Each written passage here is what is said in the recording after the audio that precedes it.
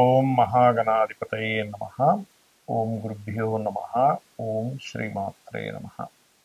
అరుణాం కరుణాతరంగితాక్షీం ధృతపాశాంకుశపుష్పబాణచాపాం అనిమాదిభిరావృతాం మయూకైః అహమిత్యేవ విభావయే భవానీ. శ్రీమాత్రే నమః. ప్రేక్షకులకి ఆ లలితాంబిక అమ్మవారి యొక్క అనుగ్రహం పరిపూర్ణంగా కలగాలని మనస్ఫూర్తిగా కోరుకుంటూ మనం ఈరోజు ఆంగ్ల నూతన సంవత్సరం రాబోతుంది ఒక 3-4 నెలల్లో. దానికి చాలామంది ఏమండి న్యూ ఇయర్ నుంచి గ్రహాలు ఎలా మారుతాయి, దానివల్ల మేము కొన్ని ప్లానింగ్స్ చేసుకోవాలి అడిగినప్పుడు నేను చెప్పింది ఏమిటంటే ఇది మనకు ప్రామాణికం కాదు, మనది ఉగాది నుంచే చూసుకోవాలని చెప్పినప్పుడు, లేదండి మేము మా లైఫ్ ప్లానింగ్స్ కొన్ని ఉంటాయి, ఈ సంవత్సరం ఇలాగాని ఇల్లు కొనాలా వద్దా, అసలు ఉద్యోగం మారచ్చా వద్దా, ఇన్వెస్ట్మెంట్ చేయాలా వద్దా, ఇలాగ వివాహం దగ్గర నుంచి ప్రతిదీ కూడా గ్రహాలు ఎంతవరకు సపోర్ట్ చేస్తున్నాయి, సపోర్ట్ చేయనప్పుడు అది కంపల్సరీ అవుతుంది. ఒక్కోసారి ఉద్యోగం మారడం కానివ్వండి, గృహం కొనుక్కోవడం కానివ్వండి, వివాహం కానివ్వండి, ఇన్వెస్ట్మెంట్ కానివ్వండి, ఏదైనా కానీ. మరి అలాంటప్పుడు ఎటువంటి పరిహారాలు చేసుకుంటూ దాన్ని ముందుకు వెళ్ళాలి అనే విషయం తెలుసుకోవాలి కదా. కాబట్టి మీరు కాస్త చెప్పండి అని చెప్పి నన్ను చాలామంది అడగడం వల్ల ఆంగ్ల నూతన సంవత్సరం యొక్క జనవరి నుంచి డిసెంబర్ వరకు ఉన్నటువంటి గ్రహస్థితిని అనుసరించి చెప్పడం జరుగుతుంది. అయితే ఈ విషయాలు చెప్తుంది నేనైనప్పటికీ కూడా చెప్పిస్తుంది సాక్షాత్ లలిత అమ్మవారికి అని భావిస్తే అసలు గ్రహాలు ఎలా మారుతున్నాయి ఈ న్యూ ఇయర్ చూద్దాం. ఇక్కడ చూసుకున్నట్లయితే మనకి నూతన సంవత్సరం ప్రారంభంలో అంటే జనవరి 1వ తేదీకి 1 డిగ్రీలో ఉంటున్నాడు శని. ఎందుకంటే ఈయన వక్రగతి మళ్ళీ ముందుకెళ్ళాడు కదా. 1 డిగ్రీలో ఉన్న శని జూలై 27కి 2026 జూలై 27కి వక్రిస్తాడు. వక్రించి అతని వక్రత్యాగము 10th డిసెంబర్ రోజు వక్రత్యాగం అనేటువంటిది పోతుంది, గుర్తుపెట్టుకోండి. రైట్. ఇక అలాగే మేజర్ ప్లానెట్ శని, రెండవది మేజర్ ప్లానెట్ అనుకోండి గురువు మనకి జనవరిలో 27 డిగ్రీల్లో ఉంటున్నాడు మిథున రాశిలో.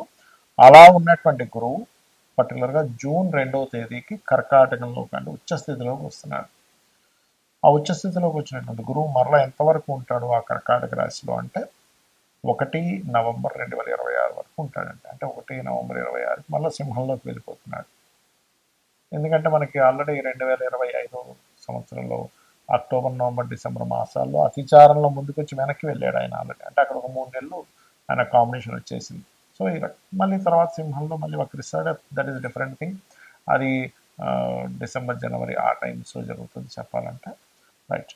ఇక రాహుకేతువులు కూడా ఈ సంవత్సరం ఎప్పుడు మారుతున్నారు ఏమిటి అని చెప్పి చూసుకున్నట్లయితే పర్టికులర్గా ఈ రాహువు కేతువు 25 నవంబర్ 2026 వరకు సింహ కుంభరాశిలో ఉంటున్నారు. దాని తర్వాత ఈ కేతు కర్కాటకంలోకి వెళ్ళడము, రాహు మకరంలోకి రావడం జరుగుతుంది. కాబట్టి ఈ యొక్క గ్రహస్థితిని అనుసరించి ఎవరెవరికి ముందుగా లగ్నమే తీసుకోండి. లగ్నం తెలియదు అనుకున్న వారు రాశి హ్యాపీగా చూసుకోవచ్చు, దీన్ని ఏమీ కన్ఫ్యూజన్ లేదు. లగ్నం ఎవరికి తెలుస్తుంది అంటే టైం ఉన్న వారికి లగ్నం తెలుస్తుంది, టైం లేని వారు రాశి చూసుకుంటారు. కన్యా లగ్నము, కన్యా రాశి. లగ్నం తెలిసిన వారు లగ్నం చూసుకోవచ్చు, లగ్నం తెలియని వారు రాశి చూసుకోవచ్చు హ్యాపీగా. అయితే ఈ కన్యవారికి ప్రస్తుతం సప్తమంలో శని ఉన్నాడు. ఈ సప్తమ శని ఏంటంటే ప్రధానంగా వివాహము లేదా ఇష్టపడిన వారిని వివాహం చేసుకోవాలనే ప్రయత్నము, అందులో మేనమామ లేకపోతే దూరపు బంధువులతో సంబంధం కుదుర్చుకోవాలనే ప్రయత్నం వల్ల కొంత స్ట్రెస్ ఇస్తూ ఉంటాడు. అయితే ఈ శని వక్రిస్తాడండి ఒకసారి. ఎప్పుడు అంటే సరిగ్గా మనకి ఈ యొక్క 27 జూలై 2026 నుంచి వక్రగతిలోకి వెళ్తున్నాడు. అది 10 డిసెంబర్ వరకు ఉంటుంది ఆ వక్రగతి.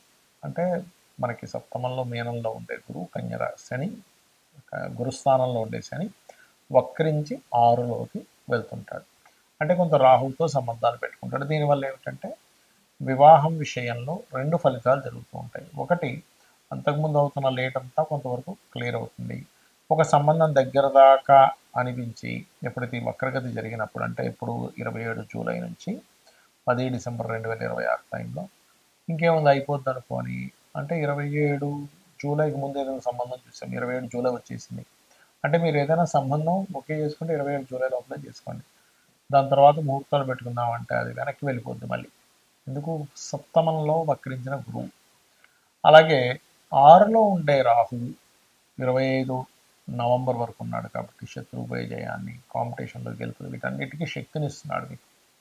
కాకపోతే ఎప్పుడైతే పంచమంలోకి వస్తాడో 25 నవంబర్ నుంచి కొంచెం గర్భవతులు జాగ్రత్తగా ఉండాలి. కానీ సినిమా ఫీల్డ్ వాళ్ళకి చాలా మంచిది పంచమరాహు. సినిమా ఫీల్డ్ వాళ్ళకి, రాజకీయ నాయకులకి, కన్యా లగ్నంలో ఉన్న రాజకీయ నాయకులకి చాలా చాలా మంచిది పంచమరాహు అనేటువంటి, దానికి ఏం ప్రాబ్లం లేదు.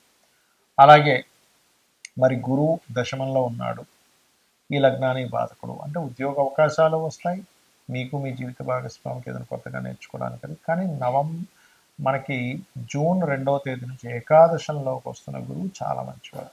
మంచివాడు అంటే ఏం చేస్తాడు అక్కడ అంటే సంతానం విషయంలో కొంత గ్రోత్, అలాగే అన్ని రకాల లాభాలు, లాభస్థాన గురువు కదండి, అన్ని రకాల లాభాలు ఇస్తూ ఉంటాడు మీకు. నవంబర్ 25వ తేదీ నుంచి ఎప్పుడైతే కేతువు మారుతున్నాడో 12 నుంచి, ఏదైనా ఇన్వెస్ట్మెంట్ చేయదలుచుకుంటే నవంబర్ 25 తర్వాత పెట్టుకోవడం మంచిది 2026 సంవత్సరంలో. అయితే మీరు చేయవలసిన దేవతారాధన కూడా వెంకటేశ్వర స్వామి ఆరాధన, కాళీ ఆరాధన, చండీ పారాయణం ఎక్కువగా చేస్తూ ఉండండి, అన్ని విధాలు బాగుంటుంది. మనం జీవితంలో ఎంతో కష్టపడుతున్నా, నిజాయితీగా న్యాయంగా ఉన్నా, ఒకరిని ఇబ్బంది పెట్టకపోయినా, ఎంతో హానెస్ట్గా ఉన్నా ఇబ్బందులు పడుతూ ఉంటాం. మనకు అర్థం కాదు ఏమిటిది, నేను ఎంతో మంచివాడిని కదా, ఎవరిని ఇబ్బంది పెట్టట్లేదు కదా, ఎంతో తెలివిగా ఉన్నాను కదా, అయినా నాకు ఎందుకు అవకాశాలు రావట్లేదు, నాకెందుకు ఇంత ఇబ్బంది ఉంటుంది అంటే, మనకి జ్యోతిషాస్త్రం కర్మ సిద్ధాంతం అంటే నువ్వు ఏ కర్మనైతే చేసావో ఆ కర్మ నువ్వే అనుభవించాలి, ఇంకోరు అనుభవించేది లేదు. కొన్ని ఉంటాయి, తల్లిదండ్రులు, వంశం అనుభవిస్తూ ఉంటుంది, కొన్ని దేవతా శాపాలు, కొన్ని పిశాచ బాధలు, ఇలా కొన్ని ఉంటాయి. అయితే ఇక్కడ మనం అర్థం చేసుకోవాల్సింది, ధనం రావట్లేదు పూర్వజన్మలో ఎక్కడో ధనపరమైనటువంటి విషయాల్లో నేను సరిగ్గా దాన్ని వినియోగించుకోకపోవడము, ఇబ్బంది పెట్టడము, అవమానించడము చేశాను ధనాన్ని, లేదా కుటుంబాన్ని సరిగ్గా చూసుకోలేదు, అప్పుడు ధనపరమైన ఇబ్బందులు వస్తూ ఉంటాయి. అలాగే అంటే కుటుంబ సభ్యుల్లో ముఖ్యంగా అన్నదమ్ములతో గొడవలు కానివ్వండి, మాతృపితృ అంటే తల్లిదండ్రులతో గొడవలు కానివ్వండి, లేకపోతే వివాహం అవ్వకపోవడం కానివ్వండి, పెట్టిన ఏ ఇన్వెస్ట్మెంట్ అయినా కలిసి రాకపోవడం కానివ్వండి, విదేశాలకు వెళ్ళాలని ప్రయత్నం చేస్తుంటే కుదరట్లేదు అనుకోండి, ఇలా ఏ కష్టమైనా ఒక ఎత్తు అయితే, ధనపరమైన కష్టం మరింత ఇబ్బంది. ఎందుకంటే ఇవన్నీ కూడా ధనం ఉంటే వస్తాయి, దాంతో మూలంగా ఉంటాయి. ఎందుకంటే కుటుంబము, ధనస్థానము రెండూ కూడా చాలా బలమైనటువంటి, మంచి కుటుంబం ఉందా మనిషి హ్యాపీగా ఉంటాడు, మంచి ధన సంపాదన ఉందా హ్యాపీగా ఉంటాడు. అయితే వీటితో పాటు అనారోగ్యము, కొన్ని పిశాచ బాధలు ఇవి కూడా ఉండట్లు ఉండవని చెప్పట్లేదు. కానీ మనం మరి ఎందుకు నిత్యము పూజలు చేస్తున్నా, లేకపోతే ఎంత చక్కగా ఉన్నా ఎందుకు మనకు అనుకున్నంత రావట్లేదు అంటే, మీరు చేసేటువంటి నిత్య పూజాది విధానంలో మనకి శాస్త్రంలో ఉంది ఏమిటంటే మంత్రము, యంత్రము, తంత్రము అంటారు. అంటే మంత్రం అంటే ఏమిటి, మీరు ఏదైతే లలిత సహస్రనామాలు చదువుతున్నారో, విష్ణు సహస్రనామాలు చక్కగా భక్తితో చేస్తున్నారు, ఏ అష్టోత్తరం, లక్ష్మీ అష్టోత్తరం ఏదైనా చేస్తున్నారు, అది మంత్రం. తంత్రము అంటే ఏ పుష్పాలు, ఏ ద్రవ్యాలతో చేస్తున్నారు. మనకు శాస్త్రంలో మన కామ్యం నెరవేరడానికి ఒక్కొక్క ద్రవ్యం చెప్పారు. కొంతమంది అక్షింతలతో చేస్తే, మరి కొంతమంది ఎర్రటి పుష్పాలతో చేయండి, లేకపోతే ఫలానా పదార్థాలతో హోమం చేయండి, మీకు శత్రుబాధలు ఉన్నాయంటే ఇలాగా మిరపకాయలతో చేయండి, లేకపోతే మిరియాలతో చేయండి అని చెప్తూ ఉంటారు. అది ద్రవ్యం. సో తంత్రం, తాంత్రికం అంటే అది. ఇక యంత్రము ఎంత గొప్పదంటే, మనకి మన యొక్క కర్మని కంట్రోల్ చేసేది ఉంటుంది.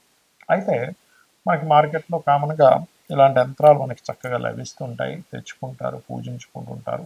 ఈ యంత్రానికి ఉన్న శక్తిని బట్టి అంతవరకు దాని ఫలితం ఇస్తుంది. అయితే మనకు శాస్త్రంలో చెప్పింది ఏమిటి అంటే, ఈ రకంగా ఈ ప్యూర్గా లేనట్లయితే అది అంత ఫలితం ఇవ్వదు. ప్యూర్గా ఉండాలి ఎప్పుడు కూడా.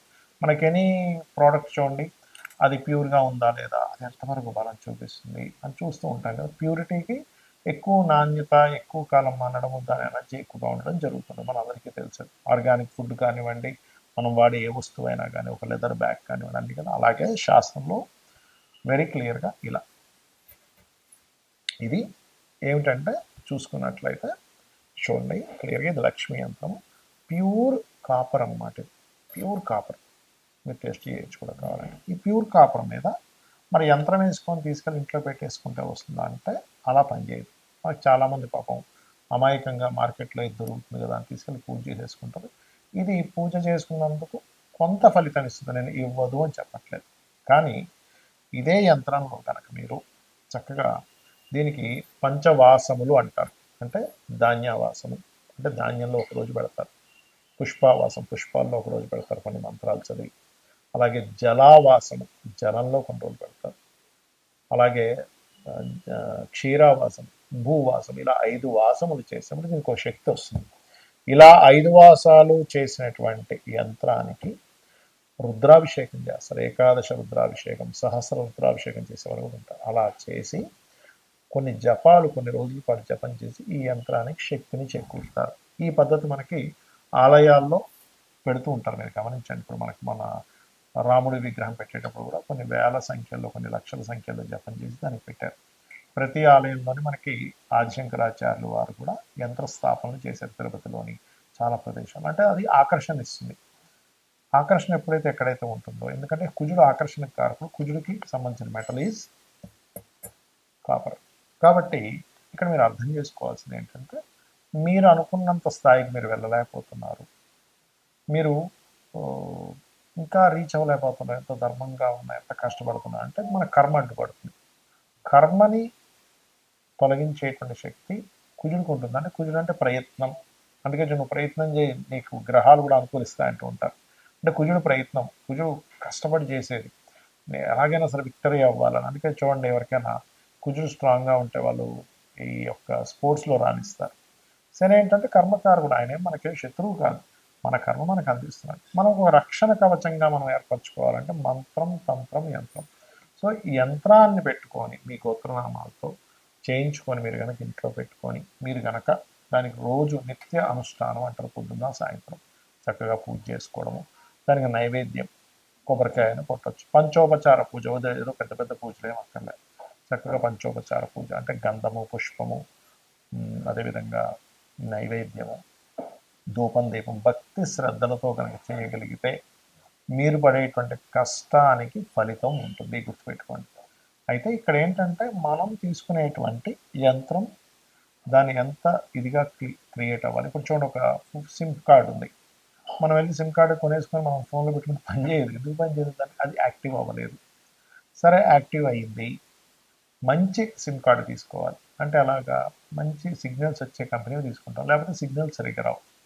అలాగే సిమ్ కార్డు వేసుకున్న తర్వాత మళ్ళీ ఎవ్రీ మంత్ రీఛార్జ్ చేయడం, లేకపోతే ఫోన్ ఛార్జింగ్ పెట్టడము, ఎవ్రీ మంత్, లేకపోతే దానికి డాటా కొన్ని ఉంటాయి, అవన్నీ రీఛార్జ్ చేస్తుంటాం. అంటే అలాగే మనం ఏదో ఇంట్లో యంత్రాన్ని పెట్టేసుకోవడం కాకుండా ఈ యంత్రానికి సరిగ్గా పరివార దేవతలు ఎవరు, ఎటువంటి బీజాక్షరాలు, ఎటువంటి సమయంలో యంత్రం వేయాలి, దీనికి ఎలాంటి వాసాలు చేయాలి, దాని తర్వాత మనం తెచ్చుకొని ఇంట్లో పెట్టుకున్నాక కూడా దాన్ని ఎలాగ చేసుకోవాలనేటువంటి సరైన పద్ధతి కనుక చేసినట్లయితే మనకి, మన కర్మలకి, మనలో కూడా బుద్ధి చైతన్యం, అంటే నేనేం చేస్తున్నాను ఒక క్లారిటీ, నేను ఎలా కష్టపడాలని ఒక క్లారిటీ, ఏ రకంగా ఉండాలనేటువంటి ఒక క్లారిటీ ఆ యొక్క అమ్మవారు మన బుద్ధి అందు ప్రవేశపెడుతుంది. తద్వారా మనం జీవితంలో కష్టాల నుంచి బయటపడగలుగుతాము. శ్రీమాత్రే నమః.